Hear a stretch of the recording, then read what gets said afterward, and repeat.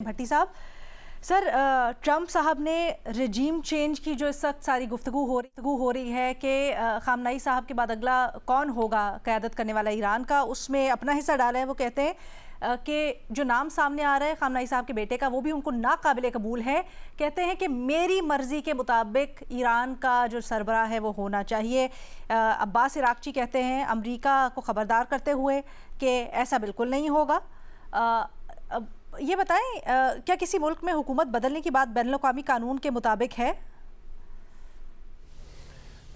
پہلی بات تو یہ ہے کہ بین الاقوامی قانون ہے کہاں، دوسری بات یہ ہے کہ اقوام متحدہ کہاں ہے، تیسری بات یہ ہے کہ اقوام عالم کہاں ہے، چوتھی بات یہ ہے کہ اخلاقیات کہاں ہے، اور پانچویں بات یہ ہے کہ یہ سب جو چیزیں میں نے گنوائی ہیں ان کا ٹرمپ صاحب سے تعلق کیا ہے۔ میرے ٹرمپ صاحب دماغ کی دہی بنانے والے ٹرمپ صاحب کا اس سے تعلق کیا ہے؟ یعنی ٹرمپ صاحب کہہ رہے ہیں کہ مجتبی خامنائی صاحب یعنی ان کے والد صاحب کو شہید کر کے، ایرانی قوم کو 2000 کے قریب بے گناہوں کو شہید کر کے، اور اب تو سیولینز مارے جا رہے ہیں، شہید ہو رہے ہیں، سیولینز عمارتیں وہ تباہ ہو رہی ہیں، اسپتال اور فٹ بال گراؤنڈز تک کے حملے آ گئے۔ تو دنیا کا سب سے بڑا فاشسٹ انسان، دنیا کا سب سے بڑا ظالم انسان کہہ رہا ہے کہ یہ جو فلاں ملک میں فلاں بندہ مجھے قبول نہیں، مار دو، فلاں کو اغوا کر لو، فلاں کو اٹھا لو، اب یہ جو بندہ ہے یہ مجھے قبول نہیں، اس کو ادھر میں نہیں رہنے دینا چاہتا۔ بہت سارے ملک ہیں جن کو ٹرمپ صاحب آپ قبول نہیں ہیں، تو کیا ہم امریکہ پر حملہ کر دیں؟ کیا آپ کو وائٹ ہاؤس میں ہم مار دیں؟ کیا آپ کو وائٹ ہاؤس سے اغوا کر لیں؟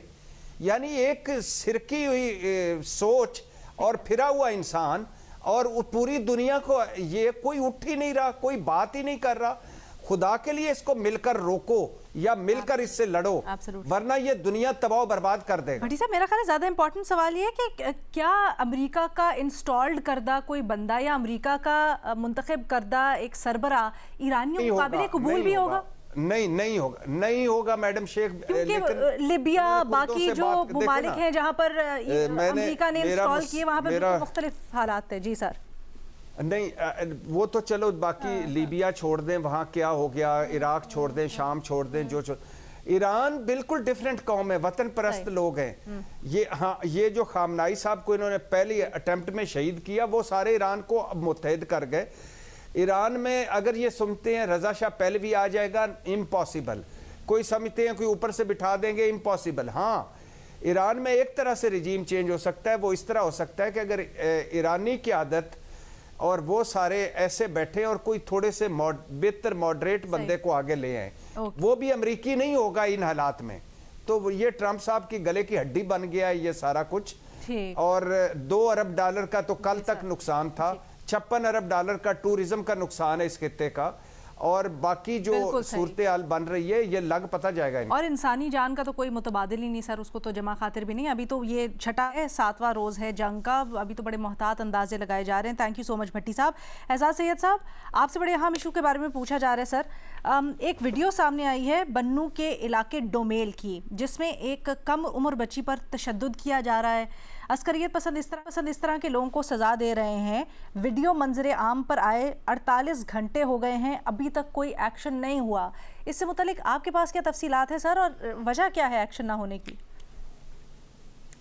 علینا سب سے پہلے تو یہ کہ اس ویڈیو سے بات کرنے سے پہلے میں ایران میں موجود پاکستان کے سفیر اور پاکستان کا تقریباً 50 افراد پر مشتمل سفارتی عملہ ہے، اس کے بارے میں کہنا چاہوں گا کہ وہ اس وقت بڑی مشکل میں ہیں، اور پاکستان کے لیے وہ وہاں پر کام کر رہے ہیں۔ اسرائیل کی طرف سے باقاعدہ وارننگ اسرائیل کی وزارت دفاع نے دی ہے کہ وہ تہران پہ بامبنگ شروع کر رہے ہیں، لیکن انفارچونیٹلی ابھی تک پاکستان کے جو سفارتی عملے کے بارے میں ہمیں کوئی علم نہیں ہے۔ وہ بڑے مشکل وقت میں پاکستان کے لیے کام کر رہے ہیں، ان کی جتنی عزت کی جائے کم ہے، لیکن میرے خیال میں ان کو ایویکویٹ کیا جانا چاہیے وہاں پر، یا پھر انہیں چین یا رشیا یا ٹرکیا، یہ 3 بڑی ایمبیسیز ہیں، ان میں بات کر کے منتقل کیا جانا چاہیے۔ پہلی بات تو یہ۔ دوسری بات یہ جو آپ نے ویڈیو کے بارے میں بات کی، یہ بڑی افسوسناک بات ہے کہ پاکستان میں ابھی تک یہ عناصر موجود ہیں۔ اس بچی کو جو سوشل میڈیا پہ رپورٹس آئی ہیں ان کے تحت سزا دی گئی ہے اس جرم کی کہ اس نے لڑکوں والے کپڑے پہنے تھے. ایک یہ خبر بھی ہے کہ اس نے بھائی کے کپڑے پہن کے پریٹینڈ کیا تھا یا وہ کوئی جاب کرنا چاہتی تھی, اس لیے اس کو نشانہ بنایا گیا. انفارچونیٹ بات یہ ہے کہ ابھی تک پولیس نے کوئی کارروائی نہیں کی. جو پولیس حکام سے بات ہوتی ہے یا مقامی وہاں پر لوگوں سے بات ہوتی ہے تو وہ یہ کہتے ہیں کہ چونکہ کمپلیننٹ کوئی نہیں ہے اس لیے کارروائی نہیں ہو سکتی. اب معاملہ یہ ہے کہ یہ معاملہ ریاست کا ہے, یہ معاملہ کسی فرد کا نہیں ہے. ریاست کو اس پہ کارروائی کرنا چاہیے, لیکن وہاں پر خیبر پختونخوا میں صورتحال یہ ہو چکی ہوئی ہے کہ ریاست اور ریاست کی نمائندہ جو سب سے اہم ادارہ ہے پولیس وہ بے بس ہو چکا ہے. ملیٹنسی اتنے عروج پہ پہنچ چکی ہوئی ہے کہ شام 6 بجے کے بعد وہاں پر پولیس کی اور قانون نافذ کرنے والے اداروں کی حکمرانی نہیں ہے. بے نظیر, وال اسٹریٹ جرنل میں آج ایک خبر اوپینین پیس چھپا ہے جس میں کہا جا رہا ہے کہ ایران کے کمزور ہونے کے بعد ترکیے کو روکا جانا چاہیے. سوال ہو رہا ہے کہ کیا واقعی مغرب کو خدشہ ہے کہ ایران کے بعد ایک نئی طاقت ترکیے کی صورت میں ابھر سکتی ہے؟ امریکہ سے زیادہ اسرائیل کو جو ہے وہ ترکی سے کافی دیر سے مسئلہ ہے. یہ تو وال اسٹریٹ جرنل میں اب آیا ہے. جو اسرائیل کے سابق وزیر اعظم ہیں ان کی بڑی فیمس تقریر تھی ابھی کچھ ہفتوں پہلے آئی تھی جس میں انہوں نے کہا کہ Turkey is the next Iran, اور انہوں نے کہا کہ ٹرکی اور قطر جو ہے وہ مل کے اپنا انفلوئنس بڑھا رہے ہیں سیریا میں اور غازہ میں, اور ہمارے آس پاس ہمیں چوک کرنے کی کوشش کر رہے ہیں, اسرائیل کو چوک کرنے کی کوشش کر رہے ہیں. انہوں نے یہ بھی کہا کہ ایک شیعہ ایکسس تو ہم نے ختم کر دیں گے ہم جو ایران ہے, ایک سنی ایکسس بھی بن رہا ہے دنیا میں, اور وہ سنی ایکسس انہوں نے کہا وہ ہے ٹرکی, وہ ہے سعودی عربیہ, اور اس میں نیوکلیئر پاکستان بھی شامل ہے. تو یہ ہے کافی دیر سے, بلکہ ایک دفعہ پہلے بھی میں نے اس پروگرام پہ بتایا تھا کہ جو اسرائیلی اخبار ہیں اس میں کافی دیر سے آپیڈز اور بلاگز آ رہے تھے کہ قطر جو ہے وہ بھی ایران کی طرح اب اپنا ریجنلی جو ہے انفلوئنس بڑھا رہا ہے, اور ہمیں ان سے بہت خطرہ ہے اسرائیل کو. تو یہ اسرائیل کی سوچ ہے جو اب ہم امریکی اخباروں میں دیکھ رہے ہیں.